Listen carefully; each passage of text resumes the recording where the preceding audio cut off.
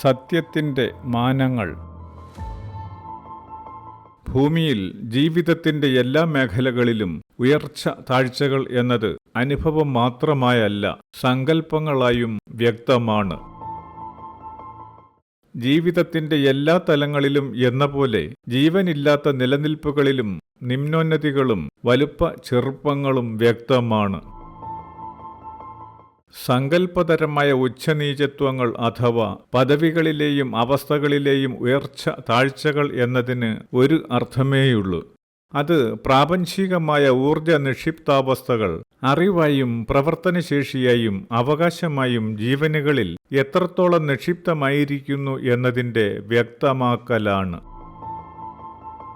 ഇത്തരത്തിൽ അറിവായും പ്രവർത്തനശേഷിയായും ജീവൻ സ്വായത്തമാക്കിയിരിക്കുന്ന യോഗ്യതയെ അവസ്ഥകൾ അല്ലെങ്കിൽ സ്ഥിതികൾ എന്നതായിട്ടാണ് മനുഷ്യന്റെ വിശകലന ബോധം നിർണയിച്ചിട്ടുള്ളത്. ജീവിതത്തിന്റെ വിജയപരാജയങ്ങൾ നിർണയിക്കുന്നതു തന്നെ സ്ഥിതികളുടെ വിലയിരുത്തലുകളിലൂടെയുമാണ്. താഴെത്തട്ട്, ഇടത്തട്ട്, മേൽത്തട്ട് എന്നിങ്ങനെയാണ് മനുഷ്യന്റെ വിശകലന ബോധം സ്ഥിതികളെ പൊതുവിൽ വിഭജിച്ചു കാണുന്നത്. പൊതുവിൽ മൂന്നായി വിഭജിച്ചു കാണുന്ന സ്ഥിതികളിലെ ഏതെങ്കിലും ഒരു പ്രത്യേക തട്ടിനു തന്നെ തുല്യനിലയിലും വ്യത്യസ്തങ്ങളുമായ അവസ്ഥകളുമായി താരതമ്യം ചെയ്യുമ്പോൾ അനിവാര്യമായ വൈവിധ്യങ്ങൾ എവിടെയും കാണാനുമാവുന്നു. താരതമ്യത്തിലൂടെ കാണാനാവുന്ന അനിവാര്യമായ വൈവിധ്യങ്ങൾ ബോധ്യപ്പെടുത്തുന്നത് ഒന്നിനോട് സമം അത് മാത്രമേയുള്ളൂ എന്നും ഒന്നിനെപ്പോലെ മറ്റൊരു നിലനിൽപ്പ് സാധ്യമാവുന്നില്ലെന്നും ഒന്നിനെപ്പോലെ മറ്റൊരു നിലനിൽപ്പ് ഏതെങ്കിലും കാരണവശാൽ സംഭവിച്ചാൽ അത് രണ്ടായി മാറുന്നില്ല എന്നുമുള്ള യാഥാർത്ഥ്യമാണ്. സ്ഥിതികൾ എന്ന അവസ്ഥകളെക്കുറിച്ച് വ്യക്തത ലഭിക്കുന്നതിനായി മനുഷ്യൻ താരതമ്യ നിരീക്ഷണം നടത്തുന്നു. ജീവിതം എന്ന അനുഭവത്തിലാകട്ടെ സ്ഥിതികളല്ലാതെ മറ്റെന്തിനെയെങ്കിലും കാണാനും സാധിക്കുകയില്ല. സന്തോഷം, ദുഃഖം, സൗന്ദര്യം, ശക്തി, ബുദ്ധി എന്നിങ്ങനെ പലതും നമ്മുടെ ജീവിതത്തിലെ നിരന്തര സ്ഥിതി സ്വാധീനങ്ങളാണ്. ഓരോ ജീവിതത്തിലും സംഭവിക്കുന്ന അഥവാ ജീവിതം എന്ന പ്രവർത്തനത്തിന്റെ ഫലമായി നമ്മോടൊപ്പം നിരന്തരം നിലകൊള്ളുന്ന സ്ഥിതി സ്വാധീനം പ്രകൃത്യാ തന്നെ നിരന്തരം താരതമ്യ വിധേയമായിക്കൊണ്ടിരിക്കുകയുമാണ്. ഉദാഹരണമായി ബുദ്ധി എന്ന സ്ഥിതി താരതമ്യത്തിന് വിധേയമാവുമ്പോൾ ബുദ്ധി, അതിബുദ്ധി, അതീവ ബുദ്ധി എന്നിങ്ങനെ ഭാഷാപരമായി വിവക്ഷിക്കുന്നതിന് കഴിയുന്നു. ബുദ്ധി എന്ന അവസ്ഥ നിലവിൽ സംസ്ഥാപിതമായിരിക്കുന്ന സാധാരണ പ്രവർത്തനങ്ങളെ തെറ്റാതെ കൊണ്ടുപോകുന്നതിനുള്ള മനസ്സിൻ്റെയും അതുവഴി സംഭവിക്കുന്ന ജീവന്റെ ശേഷിയായും അതിബുദ്ധിയെ സാധാരണ പ്രവർത്തനങ്ങളുടെ അപ്രാപ്യത സംഭവിക്കുമ്പോൾ സാഹചര്യങ്ങളെ അതിജീവിച്ച് ക്രമീകരണങ്ങൾ നടത്തുന്നതിനുള്ള വഴി കണ്ടെത്തലുമായി വിലയിരുത്താം. അതിബുദ്ധിയിലുള്ള ചിന്തകളും പ്രവർത്തനങ്ങളും സാധാരണ മനുഷ്യർക്ക് സാധ്യമാവുന്നില്ലെന്നത് തന്നെയാണ് മനസ്സിൻ്റെ, ജീവന്റെ ആ അവസ്ഥയെ അതിബുദ്ധി എന്ന് തിരിച്ചറിയുന്നതിനുള്ള മാർഗവും. എല്ലാവർക്കും സാധ്യമാവും വിധമുള്ള ബൗദ്ധികമായ ഒരു പ്രവർത്തനത്തെ അതിബുദ്ധി എന്ന് പറയാനാവുകയേയില്ല.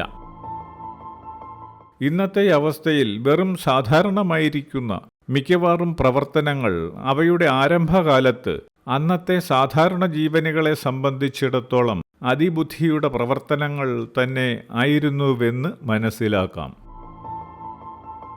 ഇന്ന് നാം ഉപയോഗിക്കുന്ന വാഹനങ്ങളും വൈദ്യുതിയും എന്ന് വേണ്ട സകലതും അതിബുദ്ധി എന്ന അവസ്ഥ സാധാരണ ബുദ്ധിക്ക് വഴിമാറി കൊടുക്കുന്നതിൻ്റെ വ്യക്തമായ ഉദാഹരണങ്ങളും തെളിവുകളുമാണ്.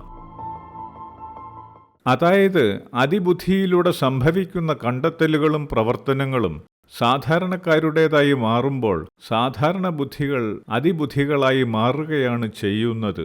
അഥവാ അതിബുദ്ധി എന്ന അവസ്ഥ സാധാരണം എന്നതായി മാറുന്നു. അവസ്ഥയുടെ മൂന്നാമത്തെ ഭാവമാണ് അതീവം. അതീവം എന്ന നിലയ്ക്കപ്പുറത്ത് ഭാഷാപരമായ ഔന്നത്യം സാധാരണയായി അവസ്ഥകളെ വിശേഷിപ്പിക്കുന്നിടത്ത് കടന്നു വരാറില്ല. അതായത് അതീവം എന്നതിനപ്പുറത്തേക്ക് അവസ്ഥയ്ക്ക് കടന്നു പോകാനാവില്ല എന്നതാണ് സ്ഥിതി. ഇപ്രകാരം താഴ്ന്നതും ഉയർന്നതുമായ ഭാവങ്ങളെല്ലാം ഉൾക്കൊള്ളുന്നതിലൂടെ സകലതുമായിരിക്കുന്ന സ്ഥിതികളുടെ സമന്വയമാണ് സത്യം. അഥവാ ഈ അവസ്ഥയെയാണ് പോയ കാലത്തിൻ്റെ ജ്ഞാനികൾ സത്യം എന്ന് വിളിച്ചത്. നിമ്നോന്നതികളോടെയുള്ള അവസ്ഥകളുടെ സമന്വയം എന്ന സത്യത്തെയാണ് ഭാരതീയരായ ജ്ഞാനികൾ ബ്രഹ്മം എന്ന് വിളിച്ചത്. ഇക്കാരണത്താലാണ് സകലതും ബ്രഹ്മത്തിൽ നിന്ന് ഉത്ഭവിക്കുന്നതെന്നും ബ്രഹ്മത്തിൻ്റെ അംശങ്ങളെന്നും പറയുന്നതിന് സാധ്യമായത്. എല്ലാമായിരിക്കുന്നതും എല്ലാറ്റിനും കാരണമായിരിക്കുന്നതും എന്ന അർത്ഥത്തിൽ ബ്രഹ്മത്തിനപ്പുറം ഒന്നും തന്നെ ഉണ്ടാവാൻ സാധ്യമല്ലാതിരിക്കുന്നുവെന്നത് ഈ അവസ്ഥയിലുള്ള യുക്തിയുടെ സാമാന്യമായ പൂർണ്ണത മാത്രമാണ്. പക്ഷേ ഇവിടെ നമ്മൾ വിചാരപരമായി ബ്രഹ്മസങ്കല്പത്തെ കടന്നു പോകേണ്ട ഒരു വശം നിലനിൽക്കുക തന്നെ ചെയ്യുന്നുമുണ്ട്. ബ്രഹ്മം എന്ന സത്യസങ്കല്പം ഭൂമിയിലെ ജീവിതങ്ങളും പ്രവർത്തനങ്ങളും അനുഭവങ്ങളുമായി ബന്ധപ്പെട്ടുള്ള വിലയിരുത്തലുകളിലൂടെയും ബുദ്ധ്യാ യുക്തിയാ സംഭവിക്കുന്ന എത്തിച്ചേരലുകളിലൂടെയും മാത്രം സാധ്യമാവുന്നു എന്നതിലൂടെയാണ് ബ്രഹ്മസങ്കല്പത്തെ കടന്നു പോവുക എന്ന സാധ്യതയ്ക്ക് നിലനിൽപ്പ് ഉണ്ടാവുന്നത്. നമ്മുടെ ഭൂമിയും സൗരയൂഥവും എന്നത് പ്രാപഞ്ചികമായ വിശാലതയെ പരിഗണിക്കുമ്പോൾ പരിഗണനാർഹമായ എന്തെങ്കിലും അല്ലെന്ന യാഥാർത്ഥ്യം ഇന്ന് മുഴുവൻ പേർക്കും ബോധ്യമുള്ളതാണ്. ഭൂമിയിൽ ജീവിക്കുന്ന നമ്മെ സംബന്ധിച്ച് സൗരയൂഥം വലുതാണെങ്കിലും സൗരയൂഥത്തെ ഉൾക്കൊള്ളുന്ന നമ്മുടെ സ്വന്തം ഗാലക്സിയായ മിൽക്കി വേയെ പരിഗണിച്ചാൽ സൗരയൂഥം തന്നെ പ്രസക്തമായ എന്തെങ്കിലും ആണെന്ന് കാണാനാവുകയേയില്ല. ഇത്തരത്തിൽ പ്രപഞ്ചം എന്ന നിലയിൽ സംയുക്തമായി പ്രവർത്തിക്കുന്ന കോടിക്കണക്കായ ഗാലക്സികളെ സംബന്ധിക്കുന്ന അറിവ് നമ്മെ സംബന്ധിച്ചിടത്തോളം പരിമിതമാണ്. നിരവധിയായ ഗാലക്സികളിൽ ഉണ്ടായി വരാവുന്ന നമ്മുടേതുപോലെയോ നമ്മുടേതിലും മികച്ചതോ താഴ്ന്നതോ ആയ ജീവപ്രവർത്തന കേന്ദ്രങ്ങളിലെ അനുഭവങ്ങൾക്ക് നമ്മുടെ സത്യം എന്ന ബ്രഹ്മം പോലൊരു വ്യത്യസ്തമായ നിലനിൽപ്പ് ആയിത്തീരുന്നതിന് സാധ്യമാവുന്നു എന്നതിലേക്കാണ് വിചാരപരമായി എത്തിച്ചേരേണ്ടി വരുന്നത്. സങ്കല്പതരമായി എത്തിച്ചേരാനാവുന്ന നമ്മുടേതുപോലുള്ള നിലനിൽപ്പുകളെ അവലോകനം ചെയ്യാൻ പക്ഷേ ശാസ്ത്രത്തിൻ്റെ നിലവിലെ ശേഷി കൊണ്ട് ആവുകയുമില്ല. എന്തെന്നാൽ ശാസ്ത്രം ഭൗതികമായ നിലനിൽപ്പുകളെ നിർവചിക്കുകയും അവസ്ഥാമാറ്റങ്ങളെ വിവരിക്കുകയും ചെയ്യുന്ന പ്രക്രിയ മാത്രമായി നിലകൊള്ളുന്നു. പക്ഷേ കാണുന്നത് പറയുകയും അറിയുന്നത് അറിയിക്കുകയും തെറ്റുകൾ സംഭവിക്കുമ്പോൾ സ്വയം തിരുത്തുകയും ചെയ്യുന്നു എന്ന നിലയിൽ ശാസ്ത്രം അത്രത്തോളമായ സത്യമാണ്. അതായത് സത്യത്തിൻ്റെ ഭൗതിക വശത്തിന് വ്യക്തത കൊടുക്കുന്ന പ്രവർത്തനമാണ് ശാസ്ത്രം. എല്ലാ അവസ്ഥകളും അടങ്ങുന്ന സത്യത്തിൻ്റെ ഒരംശത്തെ എടുത്തു കണ്ടിട്ട് അത് സംഭവിച്ച വഴികൾ വ്യക്തമാക്കുന്ന എന്തും സത്യം തന്നെയായി ഭൂമിയിലെ മനുഷ്യന് അനുഭവപ്പെടുന്നു. ഈ സ്ഥിതിവിശേഷത്തെയും അനുഭവത്തെയുമാണ് പൊതുവിൽ ജനം സത്യം എന്ന് വിവക്ഷിക്കുന്നത്. ഉജ്ജ്വലമായ ഭാരതീയ ചിന്തയിൽ പ്രമുഖ സ്ഥാനമുള്ള ഉപനിഷത് ദർശനം സത്യം ഏവ ജയതി എന്ന് ഉദ്ഘോഷിക്കുന്നു. നമ്മുടെ ഉന്നത നീതിപീഠങ്ങളുടെ മുദ്രാവാക്യമായി തന്നെ സത്യമേവ ജയതി എഴുതി വച്ചിരിക്കുകയും ചെയ്യുന്നു. നീതിന്യായ ചിന്തകളും നിയമവ്യവസ്ഥകളും തേടുന്ന സത്യം പക്ഷേ നാം മുമ്പ് കണ്ട എല്ലാ അവസ്ഥകളും അതിൻ്റെ പാരമ്യത്തിൽ സംഗമിക്കുന്ന എന്തെങ്കിലുമാണെന്ന് പറയാനേ കഴിയുന്ന തരത്തിലല്ല നിലനിൽക്കുന്നത്. അപ്പോൾ നാം ഭരണതലത്തിലും നിയമവിശകലനത്തിലും നീതിനിർണയത്തിലും കൈകാര്യം ചെയ്യുന്ന സത്യം എന്ന സങ്കല്പം യഥാർത്ഥമായ സത്യസങ്കല്പവുമായി ഒത്തുനോക്കിയാൽ എത്ര ചെറുതായിരിക്കുന്നു എന്ന വിലയിരുത്തലിലേക്ക് എത്തുന്ന സ്ഥിതിയുമുണ്ടാവുന്നു.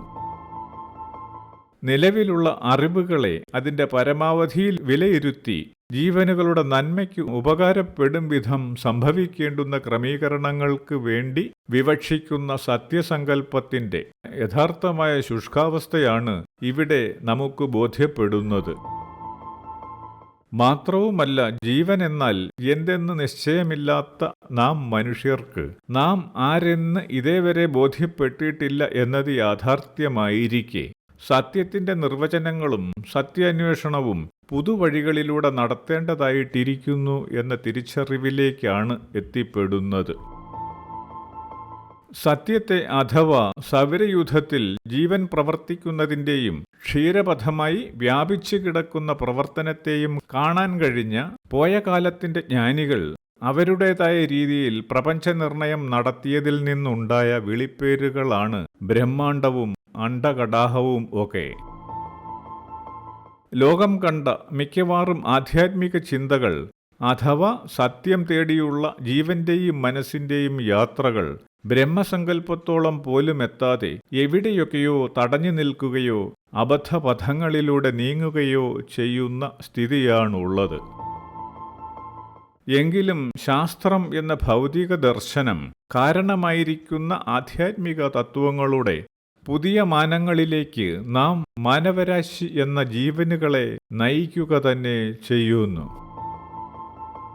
അവസ്ഥകളുടെയെല്ലാം സമന്വയമായി നാം അറിയുന്ന സത്യത്തിന് പക്ഷേ ബ്രഹ്മാണ്ടം, അണ്ഡകടാഹം എന്നൊക്കെ സൗകര്യം പോലെ പറയുന്നതിനല്ലാതെ ജ്യോതിർഗോളങ്ങളുടെയും നക്ഷത്ര മണ്ഡലങ്ങളുടെയും ഘടനയും സ്ഥാനവും വ്യക്തമാക്കുന്ന ശക്തമായൊരു പ്രപഞ്ച ദർശനം ലഭ്യമാക്കുന്നതിന് ഒരിക്കലും സാധിച്ചിരുന്നില്ല. പ്രപഞ്ചദർശനം വേണ്ടവണ്ണം കൊടുക്കുന്നതിന് സാധ്യമായിരുന്നില്ല എന്നത് ആധ്യാത്മിക സങ്കല്പം അസത്യമോ അർത്ഥരഹിതമോ ആയിരുന്നു എന്നതുകൊണ്ട് സംഭവിച്ചതുമല്ല. മറിച്ച് ഭൗതികമായ അവസ്ഥകൾ കണ്ട് ബോധ്യപ്പെടുന്നത് പോലെ എളുപ്പത്തിൽ സാധ്യമാക്കാവുന്ന ഒന്നല്ല സൂക്ഷ്മതരമായ നിലനിൽപ്പുകളും അവയുടെ വ്യാപ്തിയും എന്നതാണ് കാരണം. എന്ന് പറഞ്ഞാൽ സൂക്ഷ്മതരമായ നിലനിൽപ്പുകളെക്കുറിച്ചുള്ള ബോധ്യം ജീവന് സൂക്ഷ്മതരമായി മാത്രം ലഭിക്കുന്നതാണ്. അതായത് ബോധ്യം എന്നത് എന്തും സൂക്ഷ്മതരമായി അഥവാ കാരണതരമായി ജീവനിൽ നിക്ഷിപ്തമാവുന്ന പ്രക്രിയയും അവസ്ഥയുമാണ്. കാരണങ്ങളിലേക്കും ലക്ഷ്യങ്ങളിലേക്കും ജീവൻ എത്തുന്നതാകട്ടെ ഭൗതികമായ നിലനിൽപ്പുകൾ എന്ന മാധ്യമങ്ങളെ ഉപയോഗിച്ചും വിശകലനം ചെയ്തുമാണ്. ഇവിടെയാണ് ഭൗതികം എന്ന നിലനിൽപ്പുകൾ പ്രസക്തമാവുന്നത്.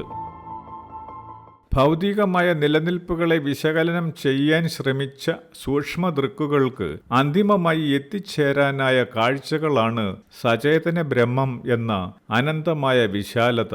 ആ വിശാലത എന്നത് പക്ഷേ നമ്മുടെ ക്ഷീരപഥത്തോളവും അതിൻ്റെ കാരണത്തോളവും മാത്രമെത്തിയ ആത്മസഞ്ചാരത്തിൻ്റെ എത്തിച്ചേരലായിരുന്നു.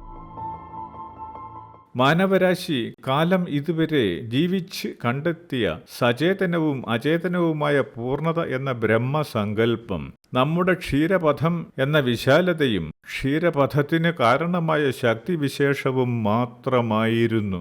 കാരണം നമ്മുടെ ക്ഷീരപഥം അനേക കോടികളായ നക്ഷത്രങ്ങളെയും ആ നക്ഷത്രങ്ങളെ ആശ്രയിക്കുന്ന ഗ്രഹോപഗ്രഹങ്ങളെയും മറ്റും ഉൾക്കൊണ്ട് നിലകൊള്ളുന്ന അത്രത്തോളമായ തനതായ പൂർണ്ണത തന്നെയാണ്. ഇക്കാരണത്താലാണ് ക്ഷീരപഥ തുല്യമായ തനതെന്ന് തോന്നുന്ന നിരവധി നക്ഷത്രമണ്ഡലങ്ങൾ നിറയുന്ന പ്രപഞ്ചത്തിന്റെ രൂപം വ്യക്തതയോടെ വിവരിക്കുന്നതിന് പോയ കാലത്തിന്റെ ആത്മജ്ഞാനത്തിന് അഥവാ കാരണബോധത്തിന് കഴിയാതെ പോയത്.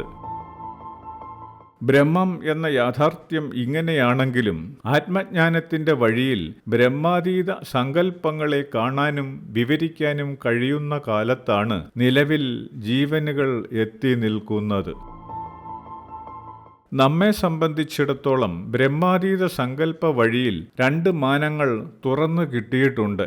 അവ അനേകർ കേട്ട് പരിചയിച്ചിട്ടുള്ള അതീവ സത്യപ്രകാശവും ആദിസങ്കല്പവും എന്ന ചൈതന്യപൂർണവും കാരണതരവുമായ നിലകളാണ്.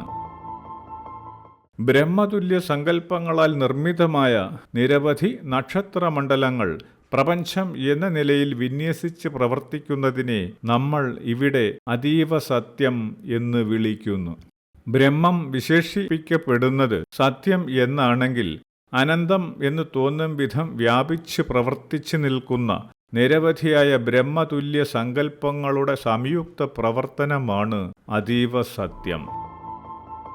ബ്രഹ്മതുല്യമായ ശേഷികളാൽ നിർമ്മിതമായി വിന്യസിക്കപ്പെട്ടിരിക്കുന്ന നക്ഷത്രമണ്ഡലങ്ങളുടെ പ്രവർത്തനത്തിന് കൃത്യതയും സുരക്ഷിതത്വവും വരണമെങ്കിൽ ഒരു നിയന്ത്രണ സംവിധാനം ഉണ്ടായിരിക്കുക തന്നെ വേണം. നിരവധി ബ്രഹ്മതുല്യ സങ്കല്പങ്ങളാവുന്ന നക്ഷത്രമണ്ഡലങ്ങളെ നിയന്ത്രിച്ചു നിർത്തി പ്രവർത്തിപ്പിക്കുന്ന ശക്തിവിശേഷത്തെ നമ്മൾ ഇവിടെ ആദിസങ്കല്പം എന്ന് വിളിക്കുകയാണ്. അപൂർണമായ ബ്രഹ്മസങ്കല്പത്തെ കടന്നു പോകുന്ന അറിവുകൾ നമുക്ക് വ്യക്തതയോടെ വിവരിക്കുക തന്നെ വേണ്ടിയിരിക്കുന്നു. അവിടെ വെച്ച് നാം നമ്മെ കണ്ടെത്തുന്ന സ്ഥിതിയും ഉണ്ടാവുന്നു.